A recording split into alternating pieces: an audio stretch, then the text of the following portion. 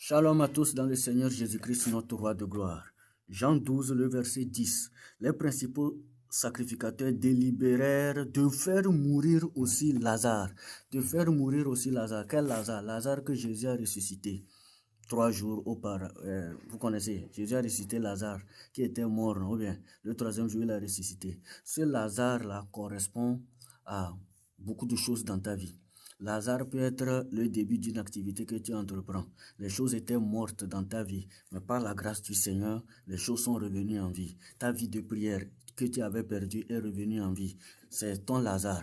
Ta méditation, ta relation avec Dieu que tu avais perdue entre temps est revenue en vie. Mais la Bible nous fait savoir quoi? Les principaux sacrificateurs délibérèrent de faire mourir Lazare. Mon ami, Satan n'est pas content parce que Dieu a ressuscité ton Lazare. Satan n'est pas content parce que tu as maintenant une restauration. Tu penses que Satan va croiser les bras te regarder?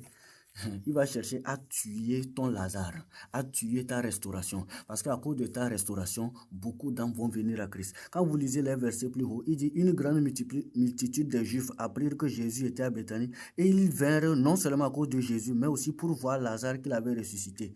Et à cause de ça, beaucoup de Juifs se retiraient des Juifs pour suivre qui? Ils ont commencé par croire en Jésus. Ce que Jésus a ressuscité dans ta vie là va amener les gens à croire en Jésus, à donner leur vie à Jésus. Et tu penses que Satan va se taire? Satan va chercher à tuer ton Lazare. C'est pourquoi tu dois te lever dans la prière. Tout ce qui s'élève contre ton Lazare, là, tu pries contre ça. Comment est-ce qu'on entretient ça? Par la vie de prière, de méditation, de sanctification. Tu dois prendre ça au sérieux. La vie, le combat spirituel ne se fait pas par habitude, mais par dimension de sainteté. Si tu ne vis pas dans la sainteté, n'attaque pas le diable. Sinon, tu auras des contre-attaques. Le diable va t'attaquer, peut te détruire. Parce que si tu as une nature qui est dans la même chose que lui. Mais si tu n'as pas la nature du diable, il ne peut pas te détruire. Il faut demeurer dans la parole.